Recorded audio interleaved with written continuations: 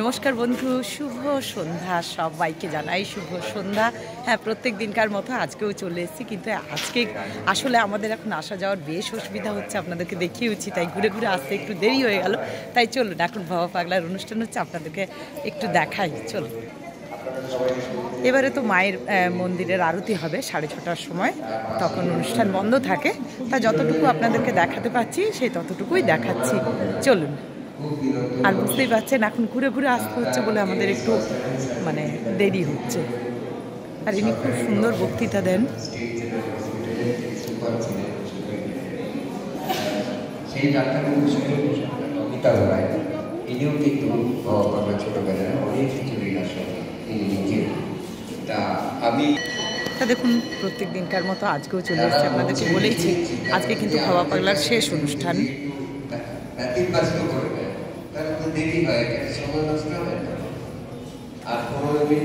এনার নাম হচ্ছে গোপাল ক্ষেত্রী। খুব সুন্দর বাবা পাগলার একদম ছেলেই বলা চলে। খুব বড় গুণী মানুষ। তাকে বলতে বলছি, তাকে আমরা সম্বোধনা দেবো। তার আগে একটু আমি বলছি যে উনি তার বাবার সঙ্গে যে ঘটনাগুলো ঘটেছিল তার অন্তত দুটি ঘটনা তিনি বলেন। গান করবেন না, তা আমি একটা ঘটনার কথা বলছি। বাবা নকশাল আমলে কিভাবে তার কাছের ঘরে পাগল শূন্য মার্গে থেকে অদৃশ্যভাবে তার চেম্বারে প্রবেশ করলেন, তাকে প্রদক্ষিণ করলেন এবং জানলা দিয়ে বেরিয়ে গেলেন সেই রাতের অন্ধকারে, রাতের সময়। সেই ঘটনাটি আর আরেকটি ঘটনা, এই দুটি ঘটনা অন্তত তিনি সবার সামনে বলবেন, তাহলে আপনারা বুঝতে পারবেন। আর সুরজিৎ ঘোষকে আমি পরে ডেকে নেবো আরতির পরে তো কিছু রসদ রাখতে হবে।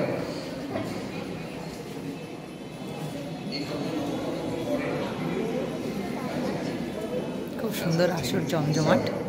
এনাদের গল্প কথাগুলো খুবই সুন্দর লাগে সত্যি। বিভিন্ন জ্ঞানী গুণীজন আসেন এই বাবা পাগলার অনুষ্ঠানে।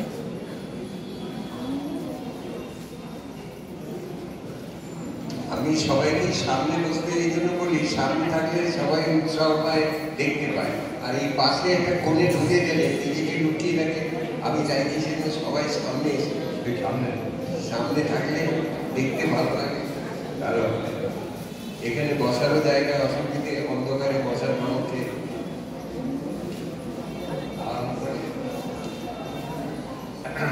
নমস্কার জানিয়ে আরম্ভ করছি। অমিতাভ রায়। আমার নাম অমিতাভ রায়, পিতার নাম স্বর্গীয় ডাক্তার অনন্ত রায়।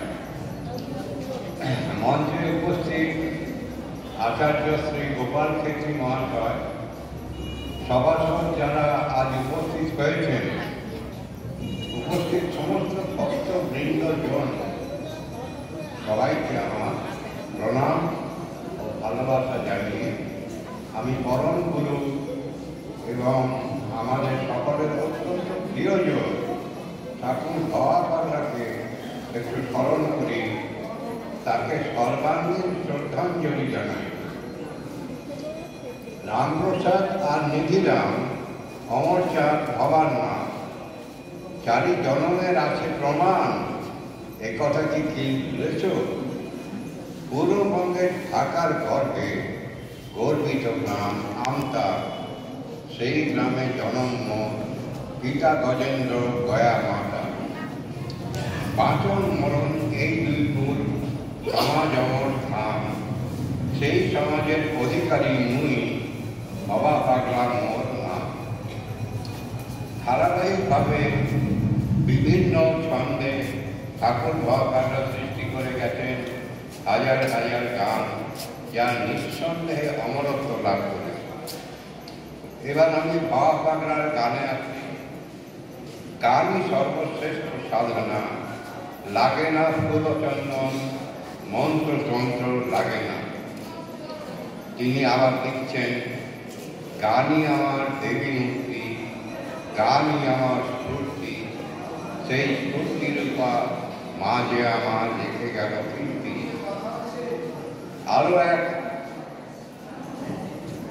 আরো এক অমর গীতি কণ্ঠে কণ্ঠে গাহকালী নাম, গাহ কৃষ্ণ নাম, কৃষ্ণ কৃষ্ণ হরে হরে।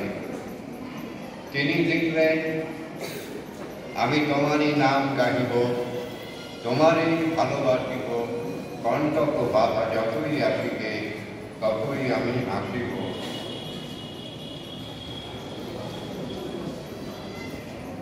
অন্যভাবে পাওয়া পাগলার রচনা কল্পনার বস্তু নয়, চিন্তার গণ্ডি নয়, সাধ্যের সাধনা নয়, সেই পরমার্থ।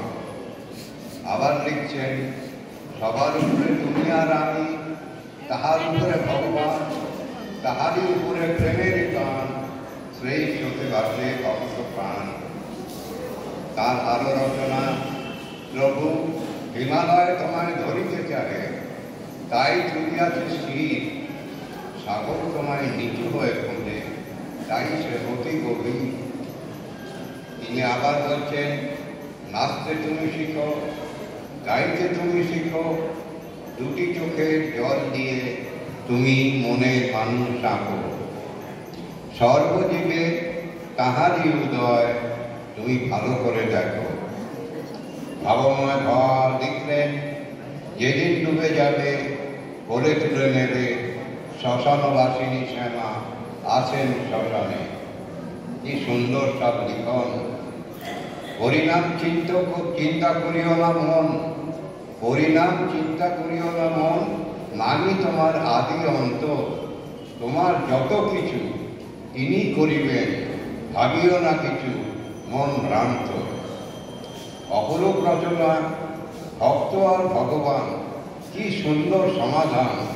নাই গুণমান, নাই সম্মান, নাই অপমান, কেউ কালে ছাড়িতে না পারে, মধুর বিনার তারে বাঁধা মন প্রাণ।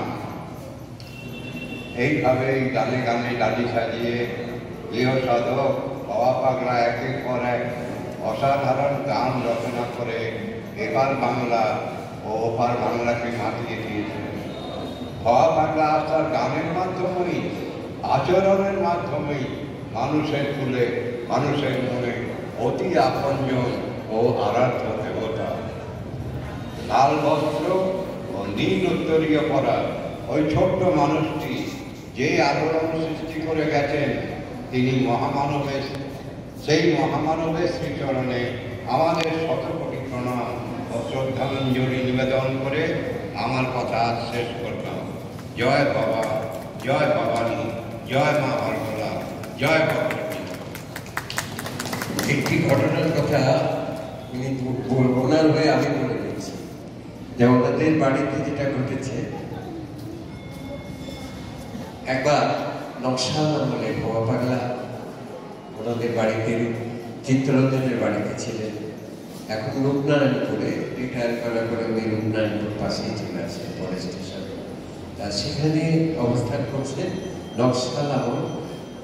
হঠাৎ নাইট ডিউটি পড়েছে, অনুমতি নিলেন ডাক্তারবাবু যে বাবা আজকে আমি নাইট ডিউটি, আজকে তুমি একটু দেখো। হ্যাঁ আমি যাবো, আমি তোমার কাছে যাব। ডাক্তারবাবু ভাবলেন কি বলছেন, কি করে আসবে, রাতের অন্ধকারে নাইট ডিউটি, নকশালা বলে। যাই হোক তিনি চলে গেলেন। ছোট্ট করে বলছি, হঠাৎ রাত্রিবেলায় কাছে চেম্বার, ডাক্তারবাবু নাইট ডিউটি, তিনি একটু বিশ্রাম করছেন। হঠাৎ দরজাটা আস্তে আস্তে, কাঁচের দরজা খুলে গেল। রুদ্ধশ্বাসে নার্স দেখছে, দেখি কে ঢুকছে। আরে এ তো সেই সাধু যাকে আগের দিন ডাক্তারবাবুর বাড়িতে দেখেছিলাম। আস্তে আস্তে তিনি ঢুকলেন একটা সুন্দর সৌরভ ঘরের মধ্যে, আর তিনি পরিক্রমা করলেন ডাক্তারবাবুর বিছানার চারপাশে। এদিকে নার্স ডাকছে এবং আস্তে আস্তে জানলা দিয়ে তিনি অদৃশ্য হয়ে গেলেন। তখন সেই নার্স, স্যার স্যার, ওই নার্স ম্যাডাম ডাকছে, একজন সেই আপনার বোধহয় গুরুদেব এসেছিলেন, চলে গেলেন, তিনি ডাকলেন না। পরের দিন সকালবেলা যখন ডাক্তারবাবু গেছেন। আমি গিয়েছিলাম, আমি তোমার কাছে গিয়েছিলাম বাবা, তখন অজরে কাঁদছেন ডাক্তার, তুমি গেলে আমাকে দর্শন দিলে না, আর সেই নার্স ম্যাডাম তোমাকে দর্শন করবে, এইরকমই পারবে অজর শরীর না। আমি আরেকটা কথা বলি, আমাকে যত রিকোয়েস্ট করলে একটা বলার জন্যে, তা সেটা হচ্ছে চিত্তরঞ্জন।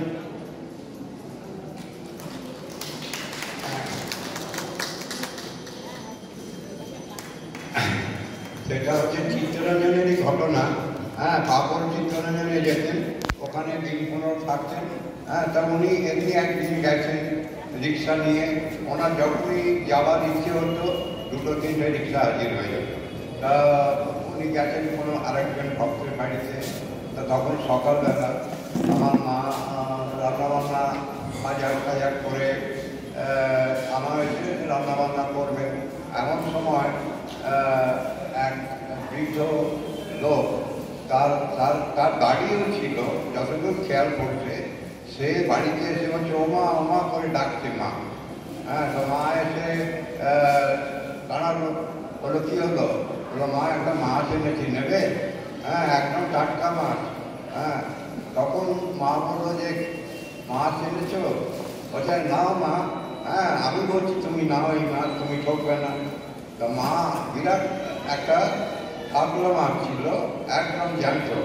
সেই মাছ একটা ঝুড়িতে করে এসে বললো মা এই মাছটা।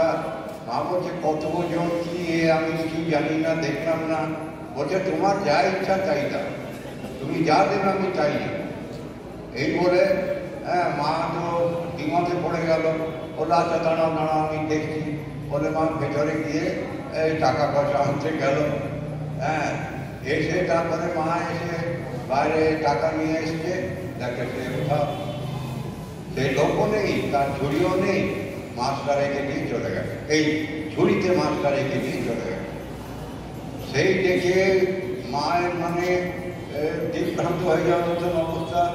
তারপরে এক সময় পাগলেরও রিক্সা করে এসে মাছ অমনি পড়ে আছে বাইরে। তখন পাগল এসে বলছে মা কী হয়েছে, কী হয়েছে? ও বাবা এই মাছ কে দিয়েছে? দেখেই তখন আমার মা হাওয়া করে কেঁদে ফেলেছে, বাবাও কেঁদে ফেলেছে। বলছে তুমি মাছ পাঠিয়েছ? বলছে হ্যাঁ আমি পাঠিয়েছি, স্বয়ং মহাদেব এসে এই মাছ তোমাদের দিয়েছি। মা এই মাছ হাতে করে তুলে ভেতরে নিয়ে যাও। এই ছিল একটা কাহিনী। হ্যাঁ, এইগুলো সমস্ত নানা রকম অলৌকিক কাহিনী আছে পাগলের। হ্যাঁ, প্রত্যেকের জীবনে যারা খুব ঘনিষ্ঠ ছিল পাগলের, যারা বরফ করেছে, তারা দেখতে পেয়েছে, জানতে পেরেছে। পাগল ঠাকুর কি ছিলেন আমরা জানলাম। এরপরে আমি ডেকে নিচ্ছি প্রতিমা রায়, ভবা পাগলার মদনমোহন মন্দির বাংলাটিতে আশ্বিনের শেষ রবিবার মহাপুজো হয়। ভবা পাগলার অত্যন্ত ভক্ত, তারই সুযোগ্যা কন্যা। তিনি এখন ওকালতিও করেন কলকাতা হাইকোর্টে। প্রতিমা রায়, প্রতিমা সাহা, আমি দেখে নিচ্ছি। প্রতিমা মা কোথায় গেল? এখানে দেখছিলাম। আচ্ছা, এবারে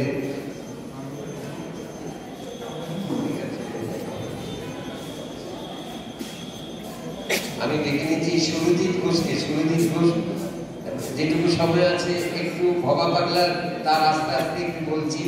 একটা ঘোষ পরিবার ভোলা সোদপুর অঞ্চলে। এই ঘোষ পরিবারের 3 ভাই, বড়দা, মেজদা, ছোট সুরজিৎ ঘোষ, এদের বলেই সবাই জানে। তা দক্ষিণেশ্বরের মন্দিরে ভবা পাগলা মহাসম্মেলন হতো, শুরু হয়েছিল। তখন আমার মনে হলো যে এখানে পাগলের এমনি গান হয়, কিন্তু বাউল গান তো হয় না। বাউলদের মধ্যে বাউলের কথা একটু প্রচার হওয়া দরকার। তা কেন্দুলি মেলায় আমরা আমি গিয়েছিলাম একটু খোঁজ খবর নিতে। ওখানে গিয়ে দেখলাম, দেখে প্রথম একটা ভবা পাগলা বাউল মঞ্চ করবো বলে ওখানে একটা ঠিক করলাম। যেমন দক্ষিণেশ্বর রামনাপীঠের হচ্ছে হোক, কিন্তু একটা বাউল মঞ্চ ভবা পাগলা হোক।